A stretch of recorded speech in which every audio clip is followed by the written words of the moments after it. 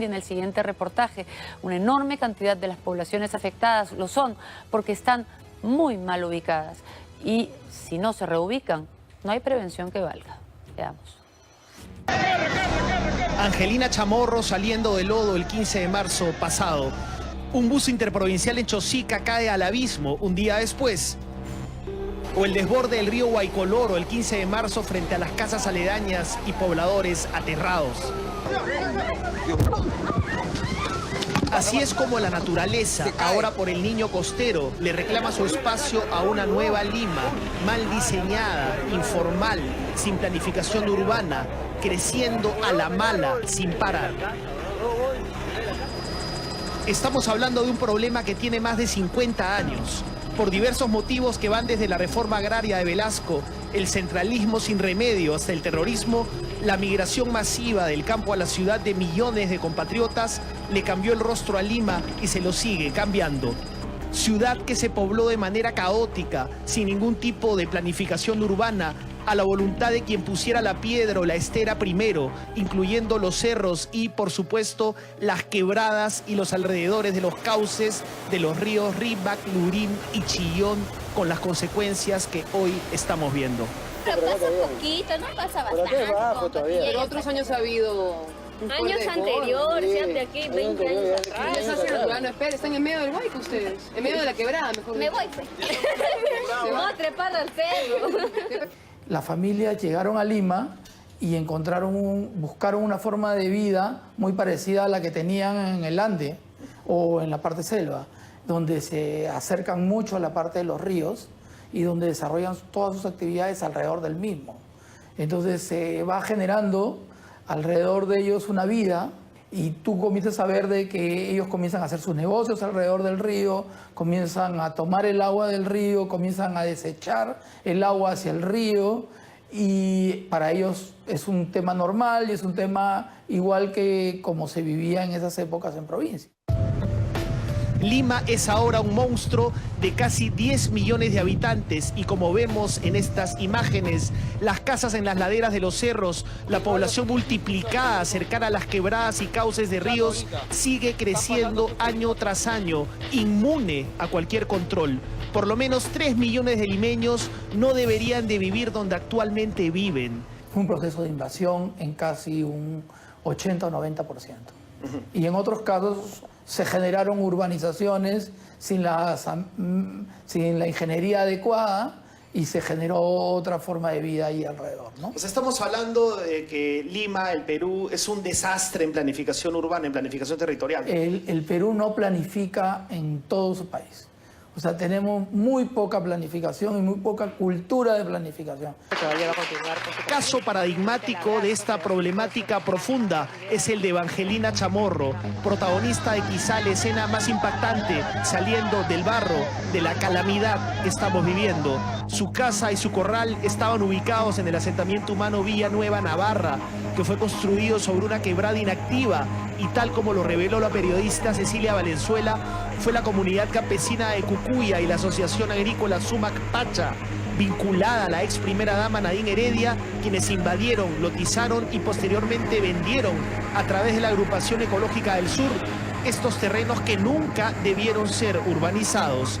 Pasan los gobiernos, las autoridades locales y regionales y todo sigue igual, Estado fallido. Han pasado una cantidad de gobiernos y ninguno ha dicho basta esto. Ningún ministerio de vivienda, ningún ministerio del interior, nadie ha hecho. Y las autoridades locales toman esto como un tema populista y ahí hay un caudal importantísimo de votos y entonces entrar en un conflicto como estos es muy complicado para ellos, ¿no? En términos de autoridades locales, ¿por qué no meten mano a esto? Porque ahí hay un gran caudal de votos y hay un gran negociado alrededor de esto. Las principales escenas de devastación de esta semana, como Carapongo, en Chosica, 40 casas destruidas. ¿Dónde estamos parados en estos momentos? ¿Dónde era mi casa? ¿Qué había acá? Mi casa. Mi puerta, ¿ya? Y yo entraba por acá, acá tenía mi cama, ¿ya? ¿Acá estaba tu habitación? Acá estaba mi habitación. Cupiche, otro ejemplo aterrador. más de una semana que por favor canalizaran eso porque iba a ser en cualquier momento se iba a desbordar. Lo ocurrido en Moyopampa, también en Chosica y sus casas al lado del río, fue espeluznante. Las responsabilidades administrativas y penales de las autoridades locales van a tener que determinarse. Definitivamente, para una autoridad local, tocar esto, que viene con una muy buena intención, se va a topar con... Además, también acuérdate que tienes el Poder Judicial, que comienza a avalar a estos señores y no le permite acción a la actividad, al gobernador local. Entonces, voy a entrar a guerrear sobre un tema de estos, para que después el Poder Judicial pierda yo el juicio, entonces es terrible, pues, ¿no? Estamos hablando de que la situación es desastrosa, ¿esa es la palabra? Hoy día sí. Hoy día sí, porque no esperábamos un fenómeno de estas características y de esta gravedad.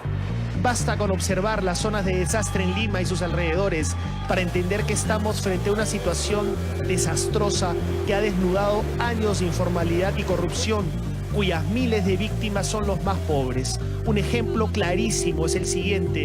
En el 2005 la población que habitaba las quebradas de San Juan del Urigancho, Chosica, era de apenas 2.000. 17 años después, la cifra de habitantes en zonas de alto riesgo llega a los 3.000. Cuando se origina el famoso delta marginal y cuando haya una crecida, gran parte de esta población es unos aproximadamente entre 50 y 100 metros, tenemos que mover de esta población. O sea, es parte de los 100.000 pobladores que tenemos que mover. ¿Qué parte moverías, por ejemplo? ¿Hasta dónde? Hasta esta parte de acá. O sea, ahí esta siguiendo, parte. Claro. Toda esta parte tiene que estar Todo desocupada. tiene que estar desocupada, definitivamente. Acá tenemos otras imágenes satelitales de Chosica y Huachipa alrededor del río Rímac con 10 años de diferencia. Captadas estas últimas por la Agencia Espacial CONIDA a través del satélite francés. El incremento de la población en zonas de riesgo no para, nunca paró. Bueno, podemos apreciar con un modelo y un trabajo que han hecho aquí en CONIDA una vista de la cuenca del río Rímac y las poblaciones que se han ido asentando a lo largo de los años alrededor y aquí, por ejemplo, en medio de la cuenca, ¿no? Entonces es la parte más crítica, ¿no? Aquí está el río, las poblaciones aquí y aquí también, ¿no? Efectivamente, el cauce natural, ¿no?, del río ha sido ocupado pues por algunas viviendas, ¿no? Que son las que están cayéndose ahora, ¿no? Claro, las que se ven en las imágenes, que el río con las avenidas y con los huaicos que se ven ha tomado su cauce natural y ha sobrepasado pues aquí vemos claramente, ¿no? Exactamente, ¿no? Claro. Es lo que se aprecia.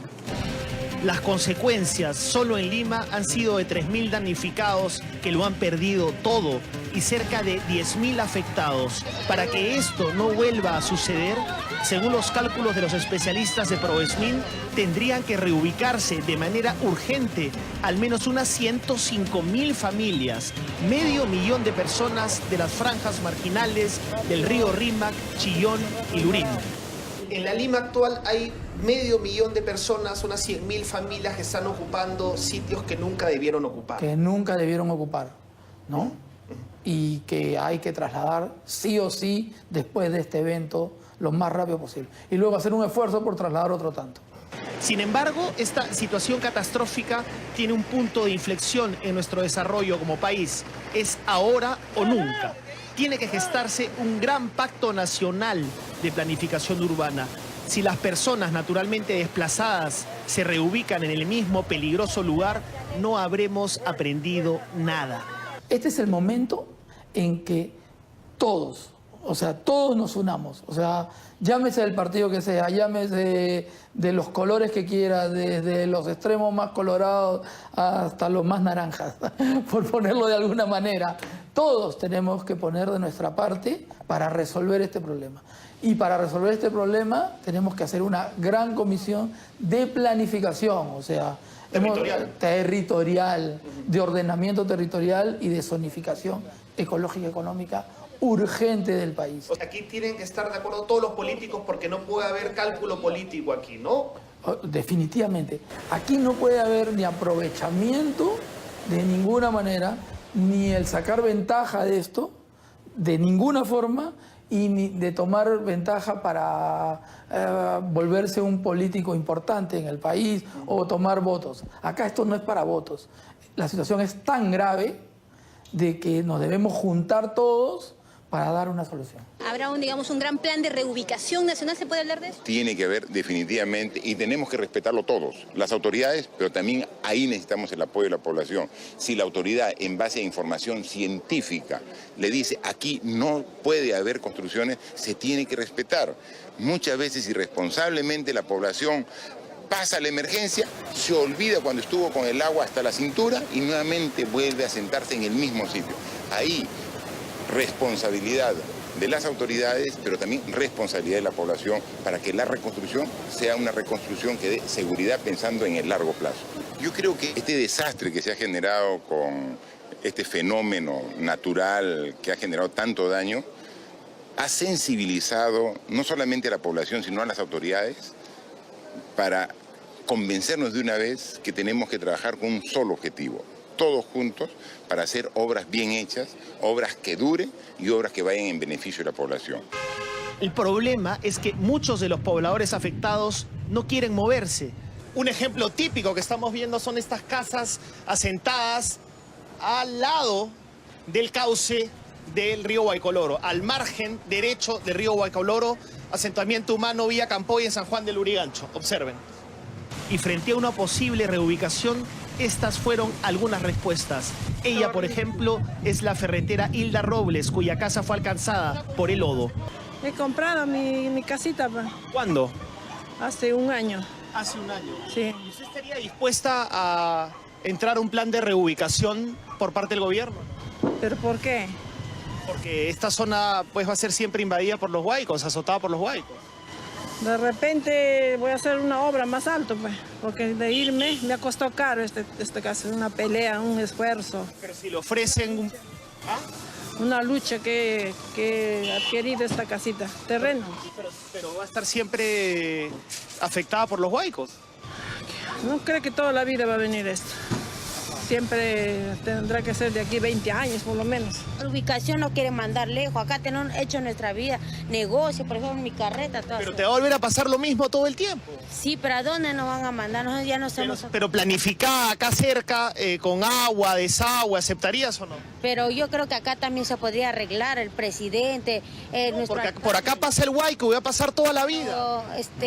Haciendo, ¿no?, un muro de contención, arreglando el puente Guaycoloro. Yo sé que las cosas serían mejor, ¿no? Ante ello, este ingeniero ha diseñado y ofrece al gobierno un programa de ciudades satélites. Leopoldo Monzón ha encontrado zonas cercanas a donde viven los afectados y calcula que para las primeras 20.000 familias se tendrían que desembolsar 3.000 millones de soles. Planificación pura y dura. Es un lugar común, pero es cierto. Toda crisis es una oportunidad. Y si después de padecer estas calamidades no aprendemos las lecciones que se tienen que aprender, el Perú se consagrará como un estado fallido, el peor organizado del continente. Si la desgracia no nos une nada.